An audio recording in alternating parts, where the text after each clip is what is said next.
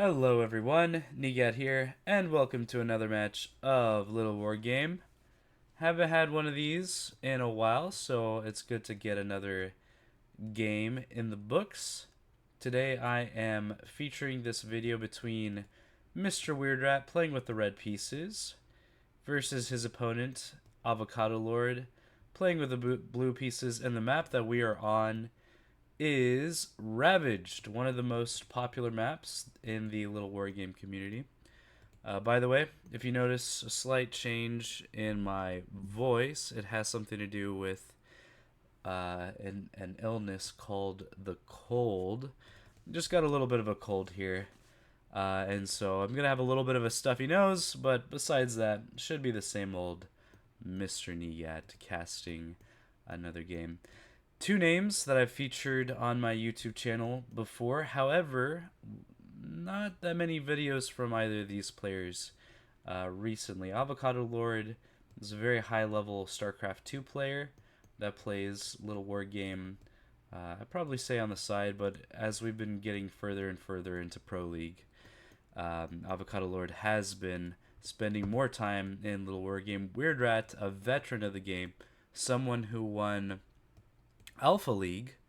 There was a global LittleWarGame tournament about a year ago now, hosted by Square Root of -1, and WeirdRat was the victor in that tournament. So two very high-level players from slightly different backgrounds, and avocadolord has played WeirdRat before. I think I have a video on this YouTube channel featuring both of their gameplay, both of their styles.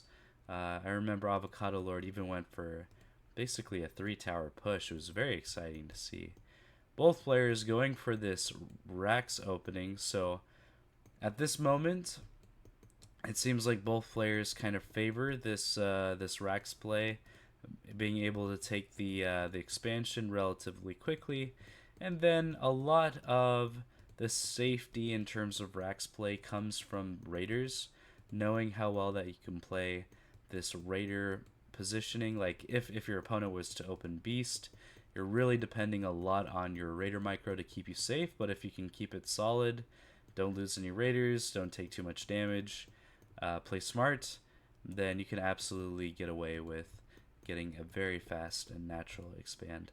Avocadolord continuing to produce raiders if we press on this R button, whereas WeirdRat decided to do a little bit of a deviation and is going for this archer follow-up. So mass archer just in general typically does very well against these raiders. I personally do what WeirdRat does when I know I'm doing Rax versus Rax, which is I try to get away from the raiders a little bit quicker, try to assemble my archer ball, and then go from there. If we're looking at the production, it does look like WeirdRat is deciding to go for a den follow-up. So this is something that we would call hybrid play. Oh, this is so cool. He's going for 2 dens. Wait a second. This is a style that I have been trying so hard to make work in the previous couple of months. Now, if you didn't know, there was a recent patch to LittleWarGame that basically made the interaction between wolves and raiders just slightly better, and in general, the beast units are faring extremely well, especially into the mid game.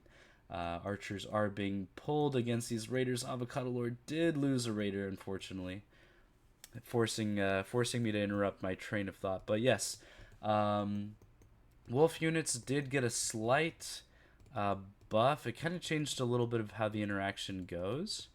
But we're not in the opening anymore, so neither of these players decided to go, or at least WeirdRat specifically. He didn't decide to go into wolf because of their strength in the opening. He decided to go into wolf because he wants to go for this archer wolf kind of play here.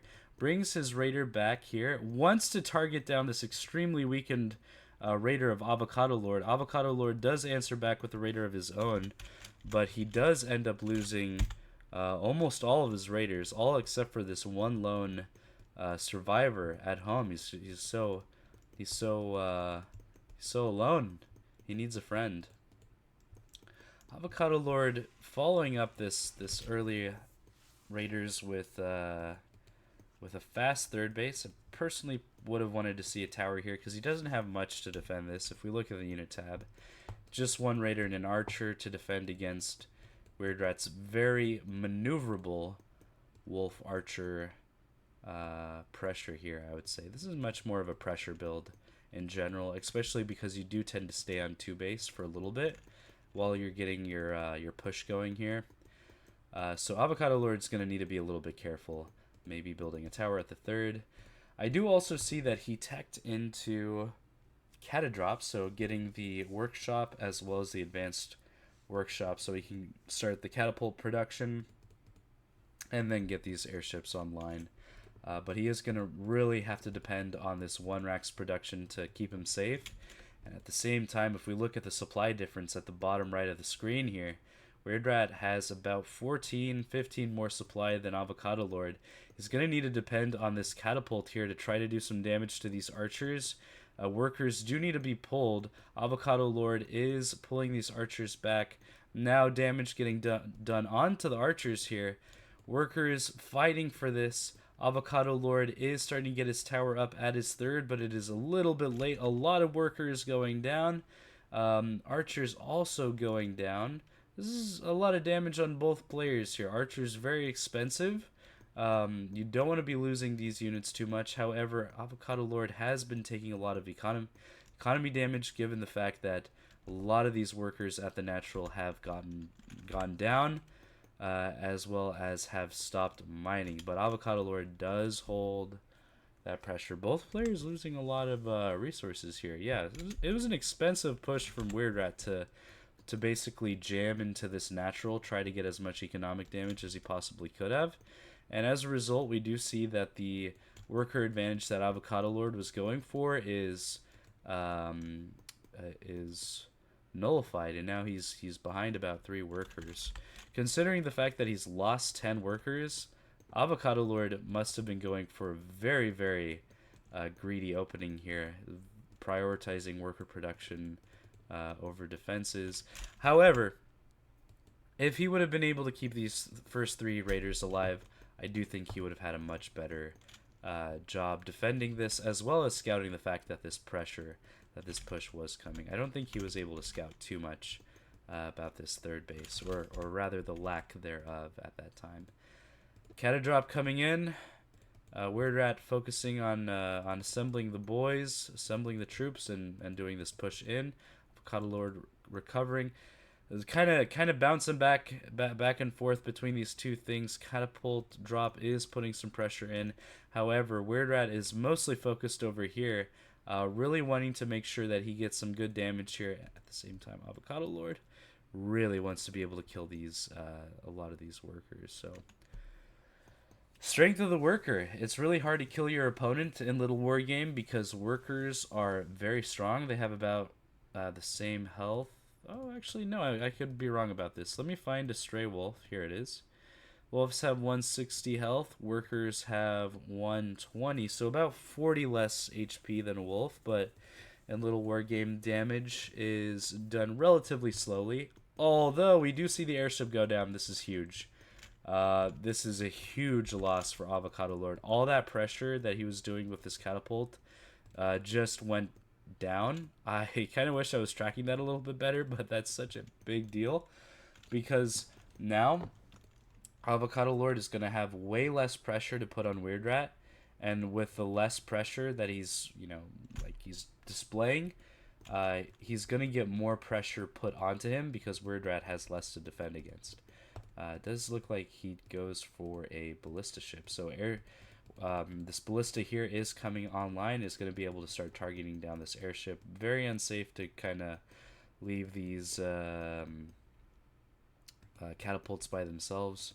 WeirdRat going for a double expand without Avocado really knowing about it. And these workers just getting taken out, just out of position. Army not in a position to defend this expand relatively quickly. There's been obviously as players get better, tricks about like simming this in, making sure that the workers aren't vulnerable. That does come into play a little bit. But if we take a look at the worker count here, about 28 for Avocadolord, 37 for WeirdRat. Definitely very favored for WeirdRat. And we do also see that this airship is going to go down, which means that these catapults in turn are also going to go down. But do they have any parting shots for this worker line? Does look like they might. Don't have +1 attack upgrades. WeirdRat might lose. Oop! WeirdRat might accidentally lose a bunch of workers here, but it doesn't look like that's the case. Sorry about that, guys. I have a little bit of an adjustment I need to make with my mouse to make sure that doesn't happen again. Alright, avocadolord, 4 workers at a time. Soldiers, 2 defense upgrades going. It's kind of nice to see, actually. He does a really good job on getting these upgrades going. Whereas for WeirdRat, +1 attack, just 1 upgrade at a time. Starting to get his second research lab going as well. So I feel like if avocadolord can stabilize this game, just the fact that he's playing this Catarax style should allow him to have a good odds into the mid game and into the late game. However, taking a look at that economy tab, right? Avocadolord has lost about 1,000 more gold, and he's mined almost 1,000 more gold. It's almost a 2,000 gold difference between these two players. And as a result, we can pretty much say that the game is in a very, very favored position for WeirdRat. Army kind of just by its own. WeirdRat wanting to see if he can get some pressure in with these wolves. Go in for a little bit of a surround here. +1 armor is finished for the Rax player. +1 attack finished for Mr. WeirdRat. Wolves do start going down. This is not going too well. At the same time, WeirdRat is having to defend against a catadrop, but he's losing a lot of wolves. Like, a lot of supply and wolves just went down over here. Avocadolord really focusing on this drop. He wants to make sure he can get some good damage here. WeirdRat doing everything he needs to do to defend. Oh my. He's lost a lot. Yeah, WeirdRat kind of lost a lot of wolves here. That's not too good. Wait. Oh no. It happened again. Oh no, avocadolord, it happened again. He lost another catadrop in the middle of the map. Oh no, that's terrible.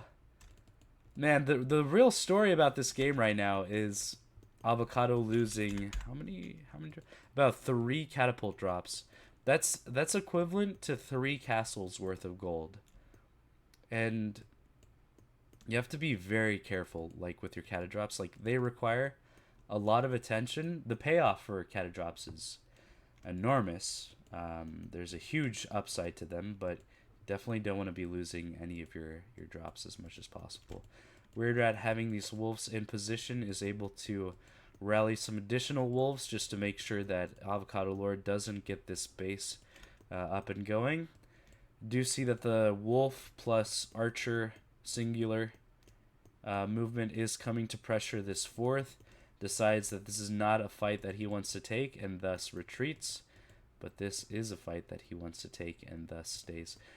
Wolf's on a little bit of a warpath here. I feel like WeirdRat hasn't necessarily been controlling these very well. And as a result, he is going to get them stuck into a fight. Upgrades favoring avocadolord, as we see that he has +3 defense versus WeirdRat's +2 attack. Obviously, both players have 2 research facilities that are just continuing to make sure that those upgrades go on. Ooh, both players looking on this side of the map. Avocadolord needs to... Yeah, he cancels the castle. Good on him at the last second, too, which was kind of nice to see. Archer's kind of vulnerable. 2 wolves do go down. Same time, we do see a little bit of an engagement here on this side of the map. Snakes are in play for WeirdRat as well. That's gonna really play into this fight. Snakes really are the frontline killer. They do so well against soldiers, especially as soldiers take a little bit of time to kill these wolf balls. And because snakes fight and attack so quickly, they can really burst a lot of damage onto this frontline soldier. Okay, let's take a look at the racks count for avocadolord. Only 4 at the moment. Kind of wish he would be going up to like 6 just to make sure he can stabilize, like at least 6, just to really make sure that he stabilizes on this Rax count here, and then that he'll be good. Has he scouted the fact that this is dragons? He has. He scouted with his catadrops. So he's gonna see very soon that WeirdRat will be able to go for dragons, and he's picking up a little bit of a bank. So similar. This is a similar concept to StarCraft 2. Where the beast player can have so much of the map that he can really start expanding, and as a result we see a lot of the time that the beast player gets a big bank, even though that they're max supplied. So what they'll do is they'll try to take as many engagements as they possibly can, just to continue to pressure the Rax player, and then use that massive economy that they have to basically just replace any losses that they have. So that's why we're seeing WeirdRat go for this very aggressive fight. Obviously, he wants to conserve his forces. He doesn't want to lose an entire army for free. He wants to be able to take good engagements. But this beast army does so good with just being able to retreat. A trick that avocadolord could have done here is when some of these workers could have started building buildings here, and that would have cut off the retreat path for WeirdRat, and thus WeirdRat would have been forced to stand and fight, whereas he was able to run away this time. Do see black powder on the production tab, have a ballista ship ready to go in case even more dragons do come onto the field, and we do see that starting to happen with dragons even put into production on the production tab. Ooh, bit of an interesting situation here. We do see that WeirdRat is maxed, and he is basically going to be able to sacrifice bases to take out avocadolord's bases. In fact, this base is so important for avocadolord. We see that his main base is about to run out soon. Denying this base basically puts avocadolord on 3 base production, whereas denying this base from WeirdRat puts him still on 4 base production, very soon to be 5th base production. In fact, I'd probably like to see WeirdRat just take these castles, just base locations, just knowing that he's going to be able to continue to trade bases should he require it, but also to deny these gold patches from his opponent. Good usage of WeirdRat's mobile army, just checking these corridors. Avocadolord is very committed onto this flank, and that's going to trigger WeirdRat to notice that there are very few army units here in the center. It's typically why, as the Rax player, you have a really hard time splitting army, because Beast player can always link their armies together. Oh, sorry about that, guys. Beast player can always link their units together and go for a very aggressive fight in one location, but if you're ever trying to put pressure on the beast player, they can kind of run around you and that sort of thing. We also see that WeirdRat is going for the late game transition, which is beast into mech. These catapults are going to do very well against this archer ball. WeirdRat even taking this castle in the face of his opponent, which is not the greatest situation to be in. Excuse me again. Yes, but we are going to very, very shortly see the effect of these catapults on a predominantly Rax army. And it's not just that it's Rax, but it's mostly that it's almost pure archer. Catapults do extremely well against archers, not so much against soldiers. I do feel like you can take some really good engagements if you're playing the soldier side. However, these beast units, these wolves, do serve as an amazing frontline unit, not just because they have good stats for the gold, but because they're pretty durable, especially at this stage of the game, where you got your catapults out. All you need them to do is basically hold a front line. The catapults will be able to take out a lot of the army, and then progress goes from there. Werewolves coming into play. They're gonna get some good smashes here, I assume. Avocadolord microing this airship pretty well. Ooh, does lose. Is this? Oh, both werewolves do go down. It's pretty expensive actually, to see both werewolves go down. The only thing, I actually really like this push. This could snowball. Like this could get out of control pretty quickly if WeirdRat isn't prepared. But the only issue I see for WeirdRat, or for avocadolord rather, is the fact that he is about 4,000 gold behind. And he is also behind in terms of supply. But this is a really nice snowball. Like, he's controlling these units. His catapults aren't getting good effect with this amount of control. We do have a little bit of a flank here, which is going to make these two catapults extremely important. And then now the beast units do come out of their dens. They awaken, and they are going to start to be able to take this fight. Towards the end of the game here, avocadolord has been trading extremely well. There might be something to just trying to keep your Rax units alive into the late game, and then seeing if you can out trade your beast opponent.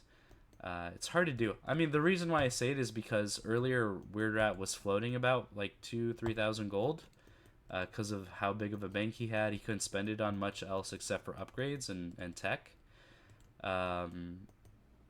But if he runs out of gold here, which is not, he's got mining bases. If he were to run out of gold here, then I think he would be in a much more dangerous situation. We do see that the soldiers come into play. I'd really like actually to see almost all these soldiers just run forward and see if they can maybe force these catapults to derp out a little bit. But avocadolord's push here is starting to lose a lot of its steam. He was able to secure another base, but if we take a look again at the supply, 140 for WeirdRat, just 76 for avocadolord. Doesn't look like it'll do too good anymore at this point. I think game-losing play, probably sending this Rax army to this side of the map, where you should have probably had a little bit more of a defensive stance. It's difficult. It's difficult for Rax, right? Because the beast player can always tech into catapults, and if you're too defensive, then you're just gonna get out teched and outscaled, because beast mech units are very strong. But you definitely don't want to be in a position where you might overextend with your main army, and that looks like what happened here. Two really good players playing at a very high level. WeirdRat taking another base. Let's take a look at the upgrades here. Ooh, so WeirdRat was forced to go detection. I don't think he's gone. Is this detection for the airship? I don't know. I wish I had a airship I could look at. There's one here, but I don't see any eye symbol, so I don't think it's for the airship. Maybe it's for the bird. But WeirdRat did get detection because these priests have the ability to turn any unit invisible for 40 seconds. It was a really big deal that we saw that this detection come into play, and it could have been a big deal for avocadolord had he had maybe some invisible ballista, maybe an invisible ballista ship, just to kind of chase those dragons around and force those dragons into really awkward positions. Avocadolord, again, just on the map, very little supply, is going to hear the bad news with his base going down and with him getting surrounded. A little bit of a defeat there, and then even more catapults behind this, putting a good amount of pressure here against him. Yep, run by is going to come into play. There's no more mining at the third base, just the fourth. But he is committed. I love how committed these players are. Does eventually GG, but he's very, very, very committed to seeing how this game is going to end there. Thank you, everybody, for joining me for a good cast between two very, very good players in our community. Fun one, and hope to see you guys in the next one. Obviously, make sure to leave a like, subscribe. If this is your first LittleWarGame video, welcome. Glad I was able to give you a taste of what it's like. I'll see you guys in the next video.